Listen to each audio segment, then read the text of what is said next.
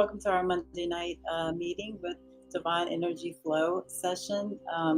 And my name is Carla. So if you have not met me yet, I'm Carla, and this is our every Monday at 7 o'clock. We have this where we talk about something and something spiritual, some spirituality or energy, or this next few weeks we'll be talking about different plant medicines and then after that, we do that about 20 minutes or so, and then we do a energy healing session.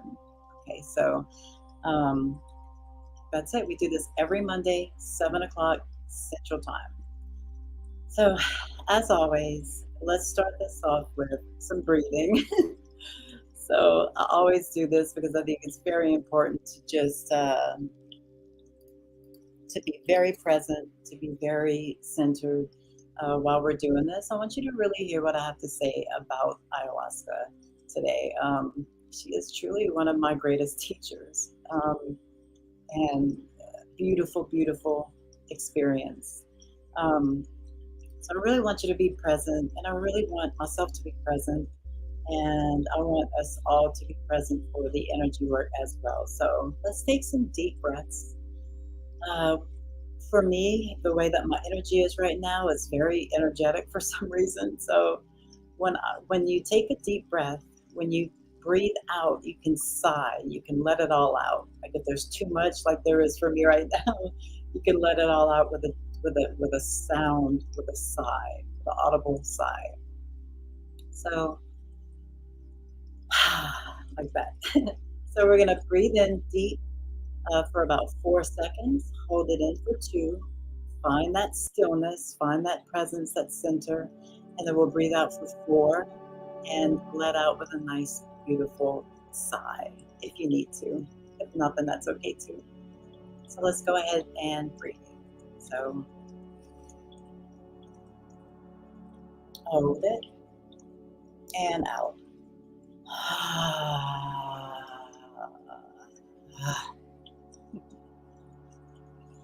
And breathe in again. Hold it. Hold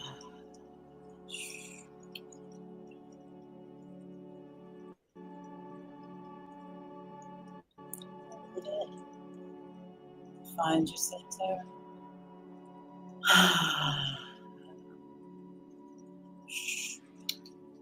Make sure that all the breath is out.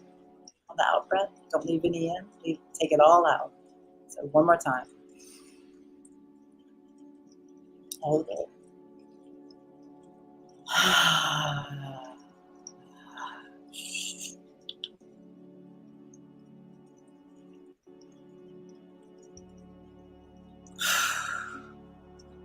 Much better.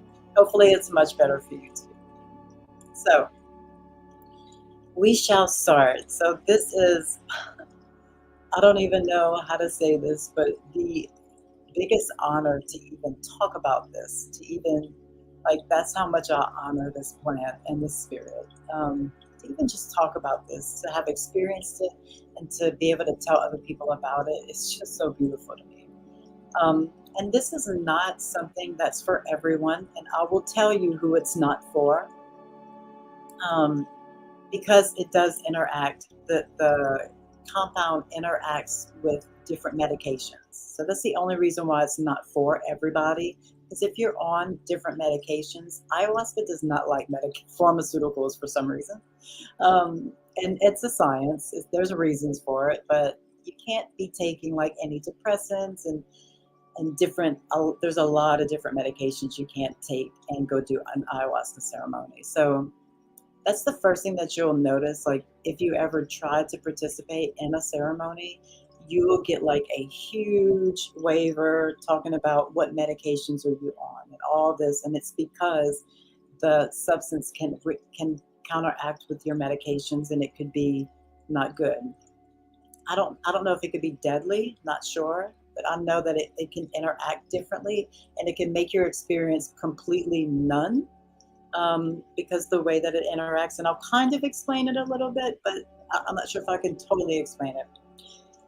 So ayahuasca is a vine. It's the Capi vine, Caapi.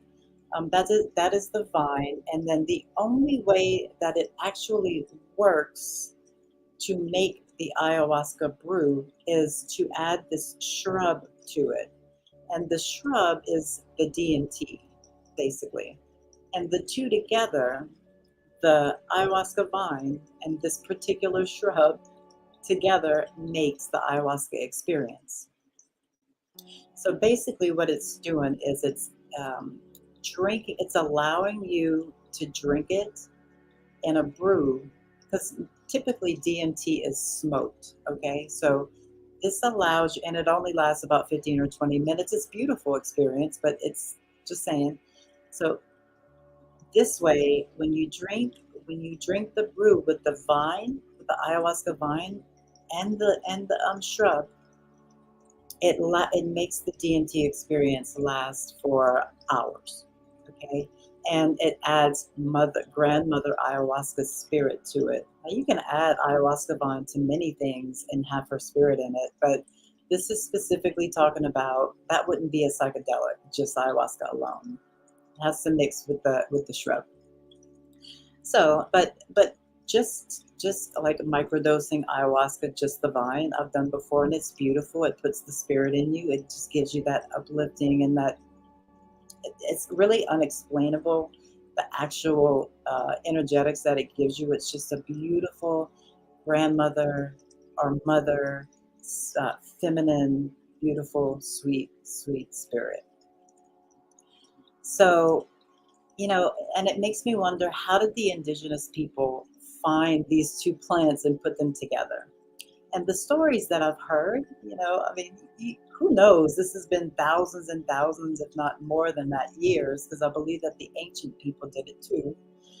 Um, there is evidence, saying things like that. So who knows how this came to be? But the stories go something like a particular special, like a shaman or a particular person that had the abilities of the shaman was told by the spirits of the plants to put them together to make this experience, to make this spiritual experience. So I think that's beautiful. Like, how else would anyone, with all the different plants and things in the rain, in the Amazon, and in the different places that ayahuasca and the shrub is found, how else would people have known unless they were told through spirit, unless they were told through a higher state of consciousness, right? So to me, that's first of all, that's just beautiful. And I do have a few notes here, so because I don't want to forget anything. So this is a spiritual experience. This is not something you go do for fun. I'm going to say this. I want to say it 1,000 times, but just know that this is not something that you go and do for fun.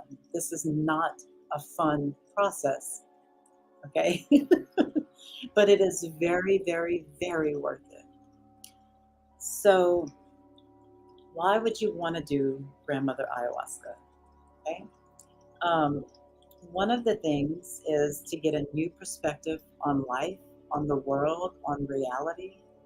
Because this spirit, once you ingest the brew, you all of a sudden you go into this different state of consciousness. Okay. Your perspective widens. The box completely busts wide open and you see everything. Okay. Um, so the change of perspective, if you're not like loving life in this regular normal world where everyone does what they're told, and um, they listen to the news and they listen to all the people, and instead of going deep inside and finding out things for themselves, they are programmed to listen to others and things like that. So to get a different outlet, to move into a higher state of consciousness. So that's definitely one of the reasons why you would want to do this. Another reason would be to help release trauma, blocked energy, and to just release energy that's no longer serving you through the process of purging. Now, purging can be vomiting, purging can be using the restroom, purging can be yawning. I yawn so much during ceremony.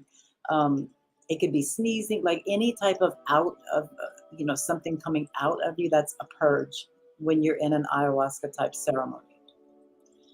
Um, and even though you're releasing physical things, like your physical vomit, physical, going to the restroom, it's also an energetic process. So the energy comes out as well. Okay, so all of the blockages and things that you need to be released is released through this sometimes almost unbearable, difficult purge. Okay,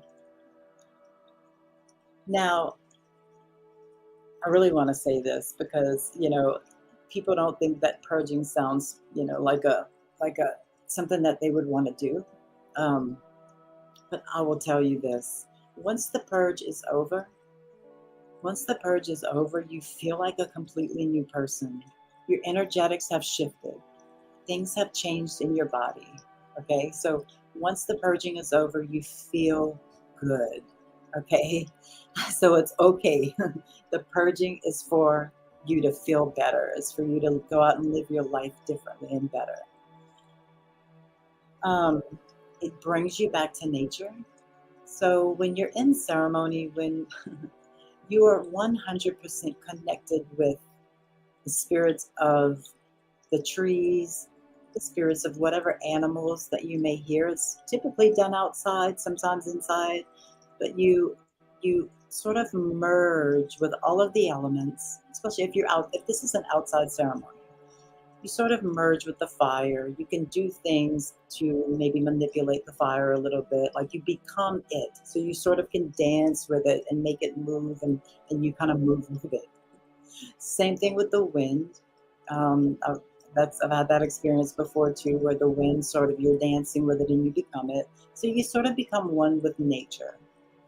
You also become one with the animals. Like if there's coyote, if you're like way out in nature where we typically are, there's coyotes, there's like frogs and crickets and all these noises. It's always after the sun sets, so it's always later at night, throughout the night until the morning.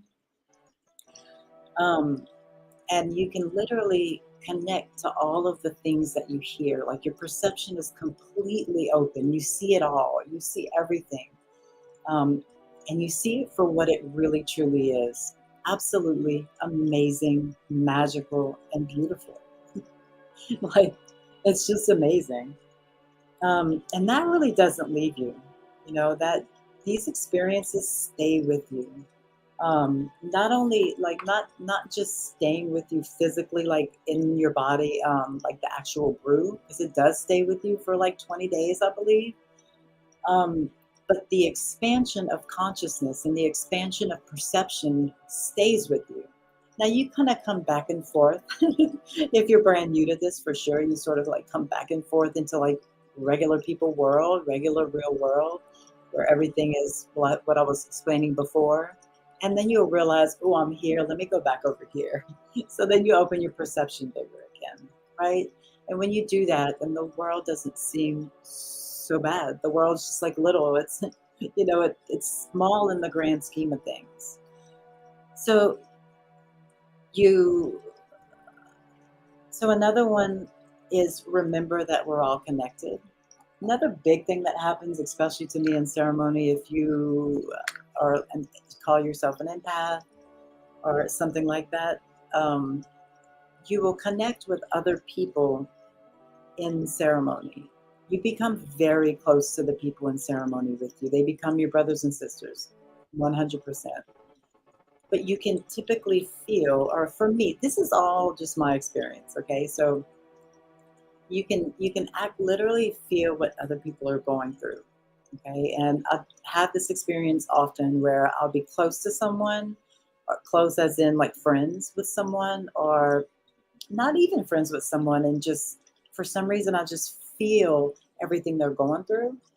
um, the whole purging process is like you're in it with them. It's a little strange, but you can completely take yourself out of it as well.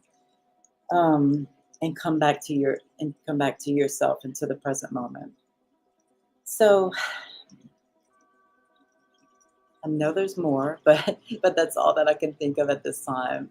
It's just a beautiful medicine that works absolute wonders. One other thing that I really believe that the medicine has done for me is, for some reason, I'm just losing weight. Like, I don't eat very well, I don't exercise, I sit all day, and I'm losing weight still. Like, I'm just losing weight. It's like your body just starts to work. It just starts to work better. Your body just starts to work better. Your body just starts to be like aligned, and things are fixed inside to where your body's healthier. I believe that. I don't know if it's a scientific fact, but for some reason it's happened for me. Um, so the next thing I'll talk about is ceremony. So this is something that's done in ceremony. Very few people do this outside of ceremony. You would have to be super experienced, and you most of the people that do it outside of ceremony are people that serve it. Okay, because when you serve it, you can do it as well, but you can't really have like a in-depth experience, because you're taking care of everyone else and making sure that they're okay, right? Um, so ceremony, yeah. So there's different styles of ceremony, but basically all of them include a facilitator or someone that is very, very knowledgeable about the spirit world and about the elements and about ceremony and about the medicine. Someone that has done it a lot and that came from that type of background, or someone that has learned from someone that's indigenous and this is their culture. So the ceremony is typically you're around, there's two different kinds that I've experienced. You're either around a fire at night, and you're just sitting there, and everyone has their own complete individual experience, right? This is not a thing to go to if you want to socialize. Okay, there's really no socialization like until after. So the ceremony is 100% like you are in your own thing. You're in your own process. You're in the medicine, and it's specifically for you. And the person on the side of you or on the other side of you, no one is going through the same thing at all. Okay, so it's completely individualized. Um, and the ceremony starts, and the shamans will sing and sing songs that are specifically talking to the ayahuasca spirit, specifically making noises and using instruments to move energy and to move the energy all over the place, specifically from a person.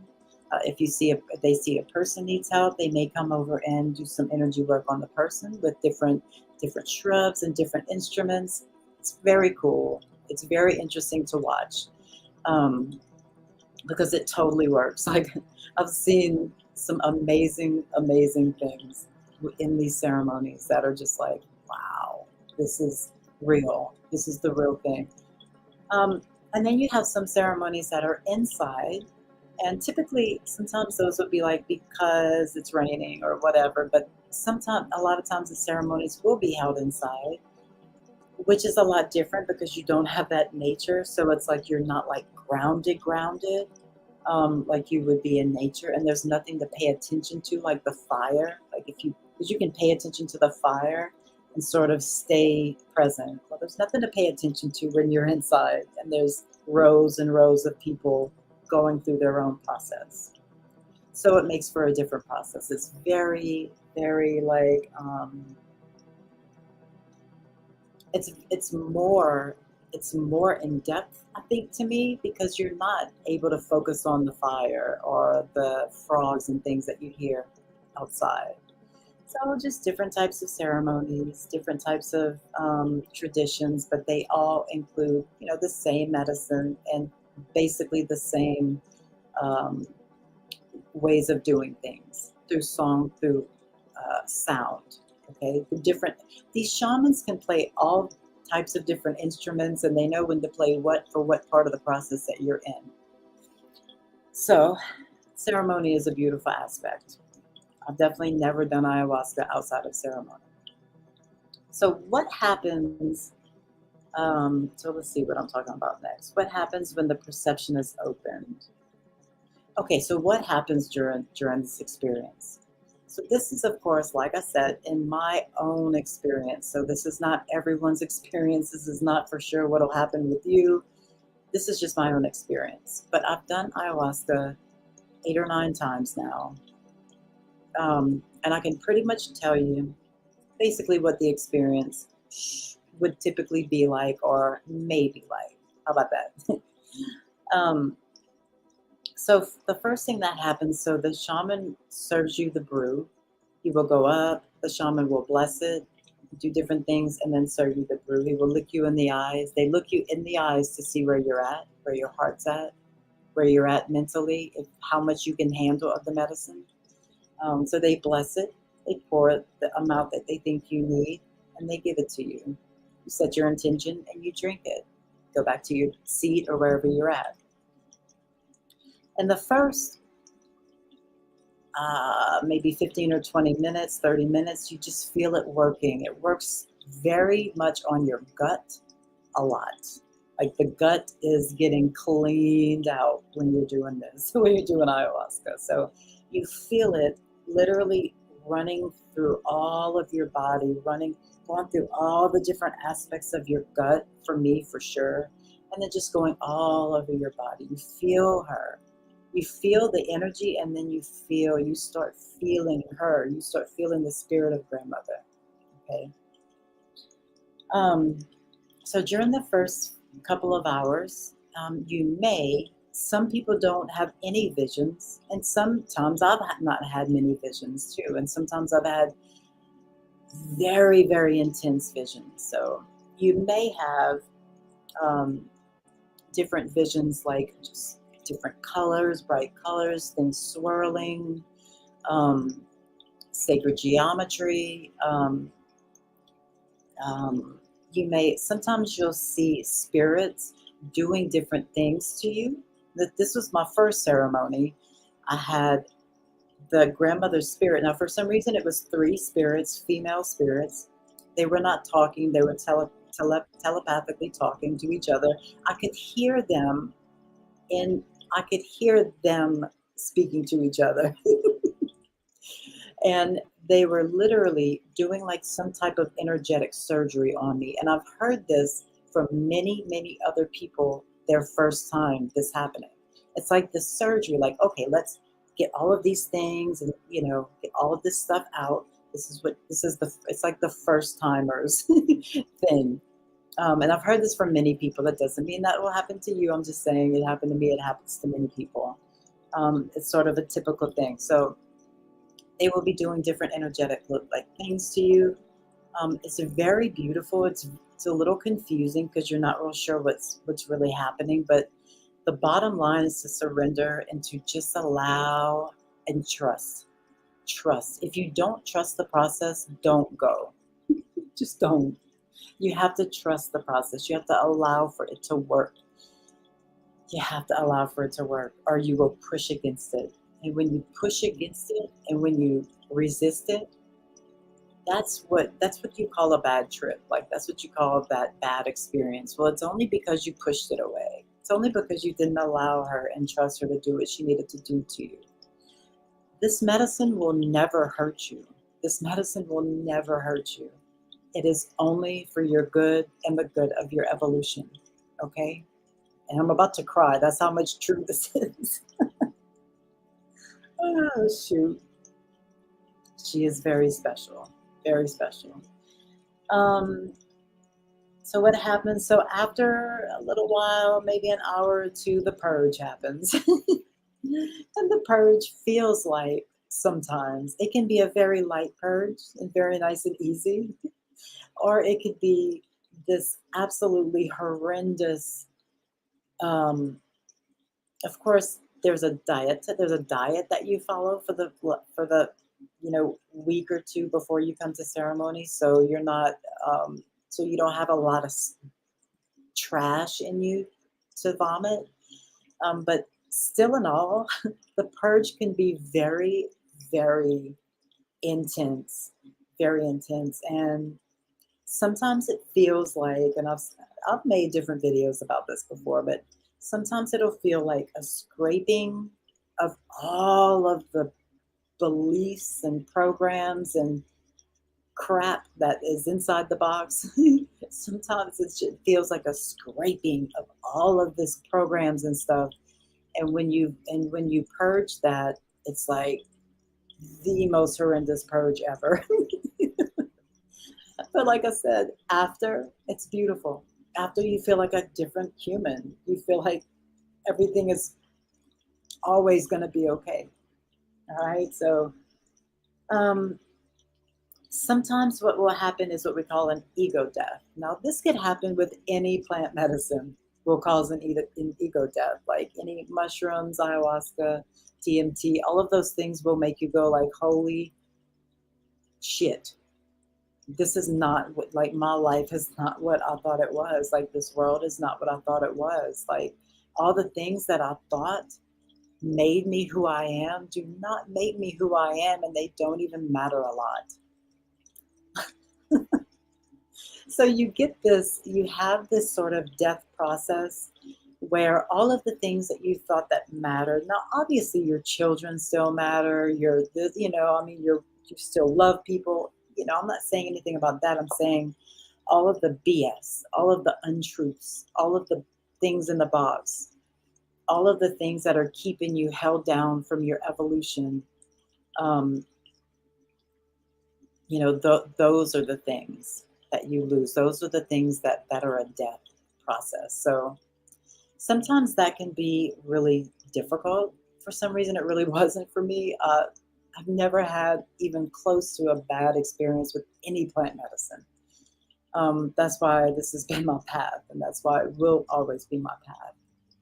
Um, what else? Okay, the medicine. So after the purge, or even before, there can be a lot of telepathic communication with the spirit of ayahuasca.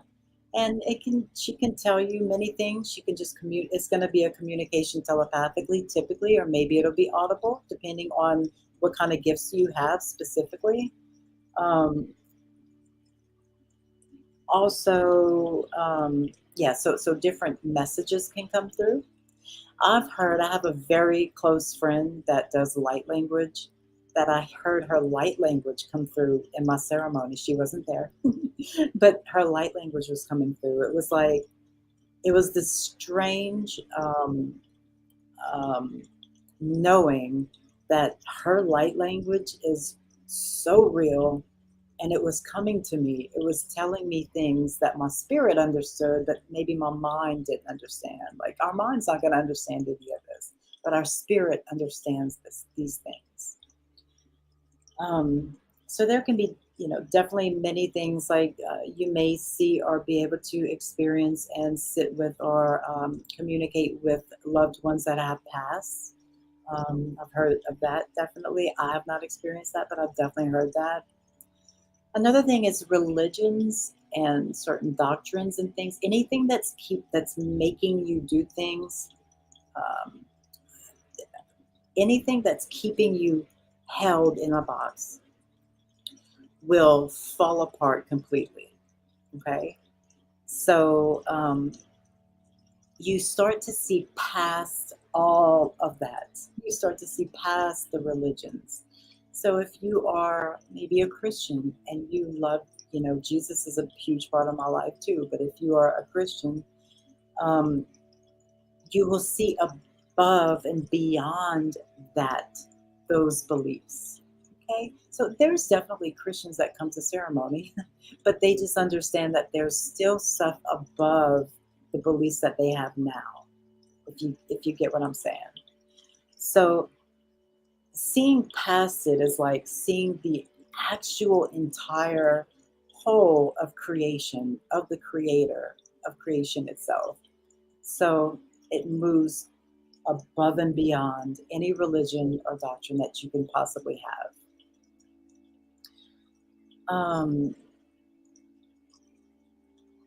I already said communicate and merge with the elements.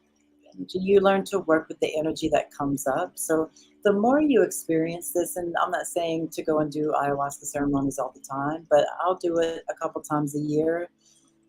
Recently, this year it's probably been 4 or 5. But you the medicine will teach you things, and then it'll continue to teach you on each session or each ceremony, right? So it's a beautiful thing. Like it sees the evolution, and it one ups you. It makes you level up. Okay, so the more times you go and do it, the more evolved, the more wider the perception's going to get. Okay, um, and so you can learn how to work through all the energy in your body while you're going through the ceremony and when you're going through real life. And I'm talking too much. I know it's 36 minutes. So the last thing I'm going to say is it's important to trust. I said this already, to trust, to surrender, and to not resist at all. You lay back, you relax, and you just allow whatever's happening to happen. I promise you that she wants nothing but the best for you, and nothing bad will happen during these ceremonies.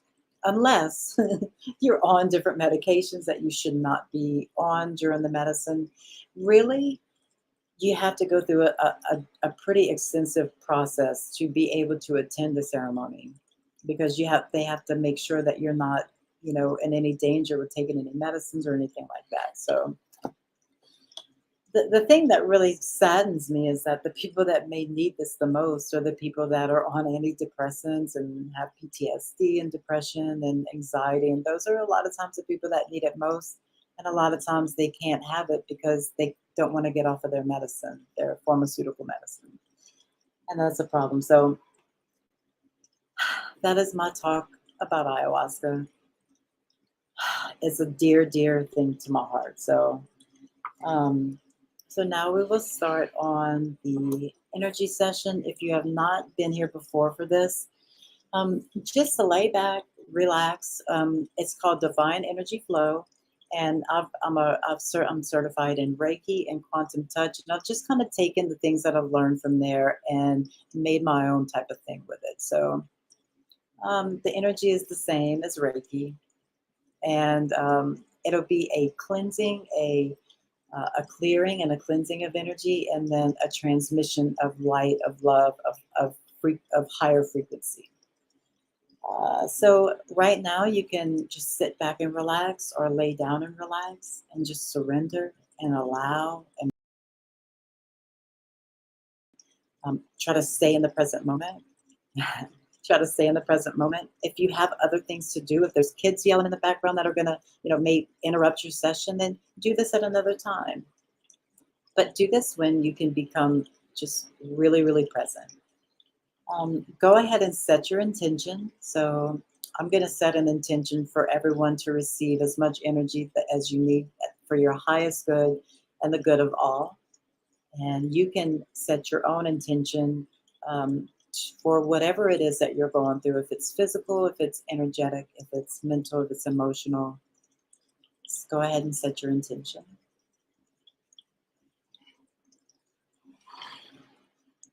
I'm going to cleanse with some sage first. So you can just lay back, close your eyes. You don't have to watch anything. Just let me do my thing. Sorry, my lighters. All right.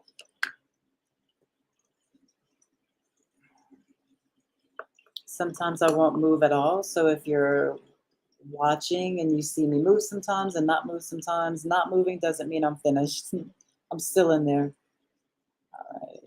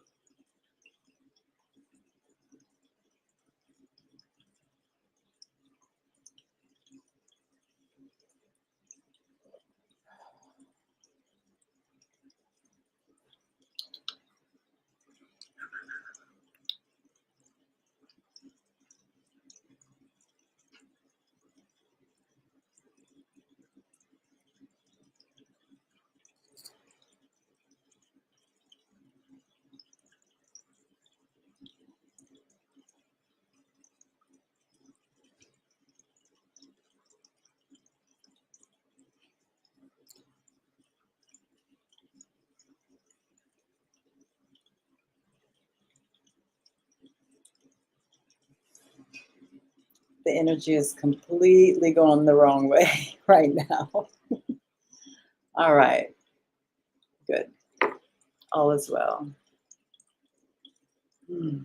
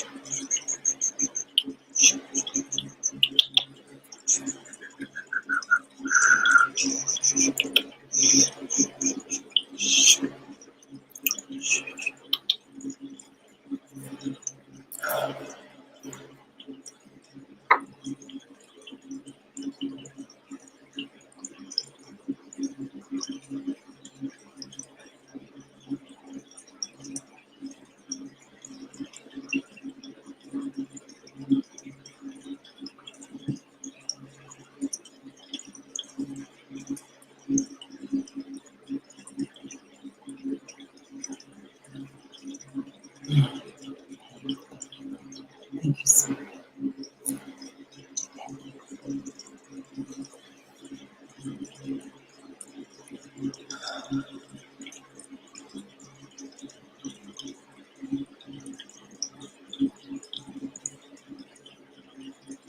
Stay present.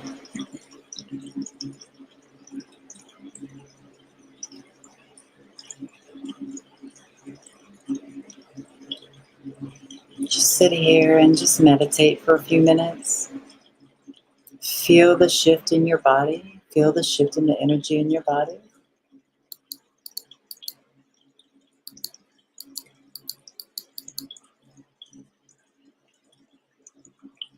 Feel your heart space opened up a little bit more. We worked a lot on the heart.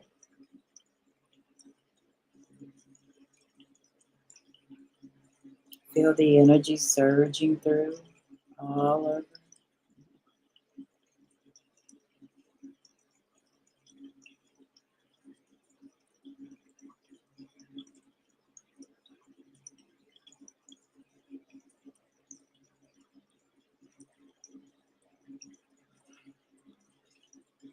Now you can stay here for meditation for as long as you want, or you can get up and do whatever you need to do. Either one is fine. Hopefully I'll see you back on next Monday at 7 o'clock, where we will discuss, the next episode is on psilocybin, so magic mushrooms. Magic mushrooms. All of it's magic. Um, have a wonderful week, y'all. Thank you so much for being here and for tuning in and for trusting me. And have a beautiful week. Stay present. Stay grounded. Stay open for magic. I love you guys. Have a wonderful night.